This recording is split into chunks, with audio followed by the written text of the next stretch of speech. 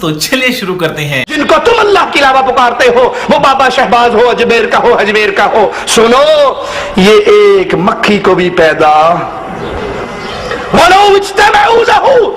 Baghdad के सारे पीर आ जाए, बरेली वाला भी आ जाए, कूफे वाले भी आ जाए, मुल्तान वाले भी आ जाए, वो जो सूरज को सवा नेज़े पे ले आया था शाह शमस डोला तबरेज वो भी आ जाए, ये सारे इकट्ठे हो जाए, एक मक्खी को पैदा नहीं पैदा कर सकते। क्या ऐसे बताया कि सारे बाबा मिल जाए, बरेली वाला आ जाए, बदायूं वाला आ जाए, वो आ जाए, अजमेर वाला आ जाए, बगदाद वाला आ जाए, एक मक्खी पैदा नहीं कर सकते। कुरान, ये बड़ी अच्छी बात कही है।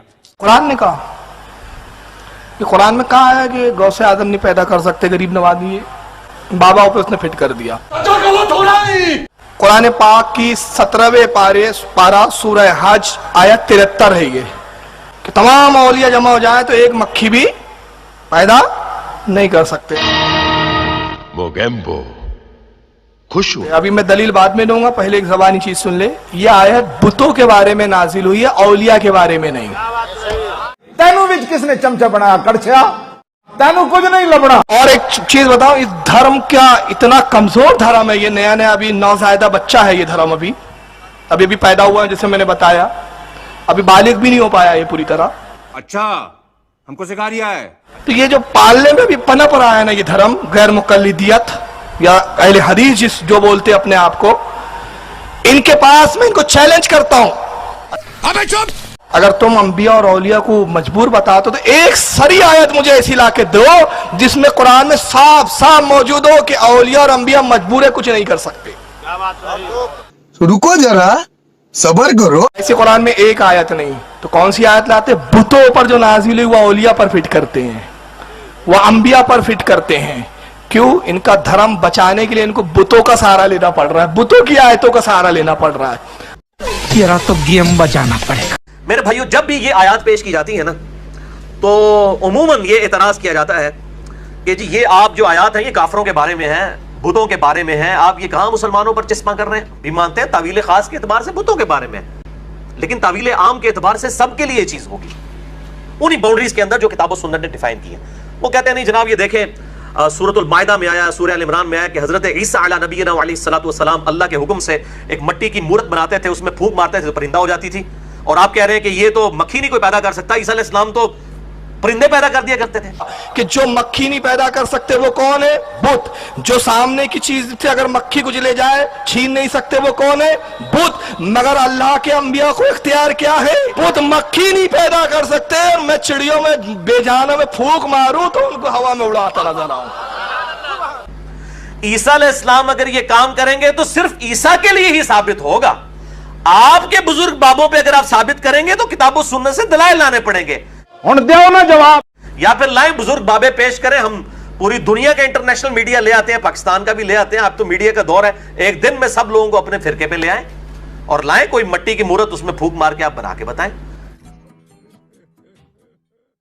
हुण देओ ना जवाब। यकीनन किसी मुसलमान पर ना हक ऐसी कोई आयत या हदीस फिट करना जो उसके बारे में नहीं है, ना हक, ये खवारिज का तरीका है। लेकिन लेकिन लेकिन अगर उसमें मिन्नो अन वही बुराई पाई जाती है तो फिर वो उसके ऊपर फिट होगी। क्यों? कि कुरान हकीम रूल्स की किताब है, जिसे फिट उसे गिफ्ट। क्यों जी, चस आ गई कि नहीं? ये नहीं होगा कि जी आप ये कह देंगे जी ये काफिर के बारे में आयत है, काफिर जो है वो जिना करे तो वो मुजरिम है, मुसलमान करे तो कोई नहीं है, काफिर झूठ बोले तो मुजरिम है, मुसलमान करे तो कोई नहीं है। मजा आया। अब मिसाल के तौर पर सही मुस्लिम में हदीस है, इंटरनेशनल नंबर के मुताबिक 246 नंबर, नबी सल्लल्लाहु अलैहि वसल्लम ने फरमाया कि बंदे के शिर्क और कुफर और ईमान के दरमियान फर्क नमाज है। ले जी, अब नबी सल्लल्लाहु अलैहि वसल्लम फरमा रहे जो नमाज नहीं पढ़ता तो उसके ईमान और कुफर और शिर्क के दरमियान फर्क ही नमाज है। अब जो नमाज नहीं पढ़ेगा तो आप उसको हदीस नहीं सुनाएंगे, और आप उसको हदीस सुनाएंगे वो कहेगा जी आपने बात तो खारजी है, देखे आप कुफर और शिर्क का फतवा मेरे ऊपर लगा रहे हैं। तो भाई नबी सल्लल्लाहु अलैहि वसल्लम लगा के गए तेरे ऊपर? नहीं आई बात समझ में, नहीं आई बात समझ में। दो इस्तिलाहात, दो टर्मिनोलॉजीज को समझ लीजिए। नंबर एक है शान नुजूल, नंबर दो है सियाको सबाक। बोलो, बोलते क्यों नहीं? दो बिल्कुल अलग चीजें हैं मेरे भाइयों। सियाको सबाक तो कुरान हकीम में मौजूद होता है अपनी आयात का, और उसके बगैर तो चारा ही नहीं है। उसको ना मानना तो कुरान का इनकार है, लेकिन वो कॉन्टेक्स्ट कुरान का होना चाहिए। किस्सा आदम और इब्लीस 7 दफा कुरान में आया। 6 जगह तो आया कि अल्लाह ने फरिश्तों को हुक्म दिया सजदा करो, सब ने किया, इब्लीस ने नहीं किया। उससे तो लगता है कि शायद फरिश्ता था इब्लीस, और कुरान कहता है कि फरिश्ते तो अल्लाह के हुक्म की नाफरमानी नहीं करते।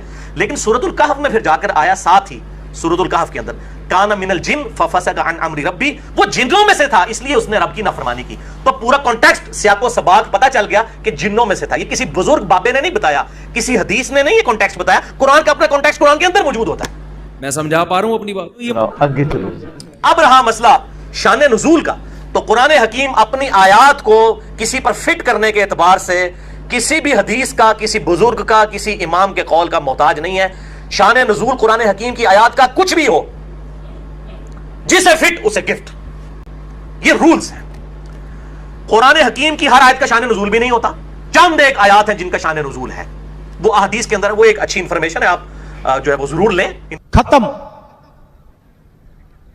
Bye bye, tata, good bye, गया।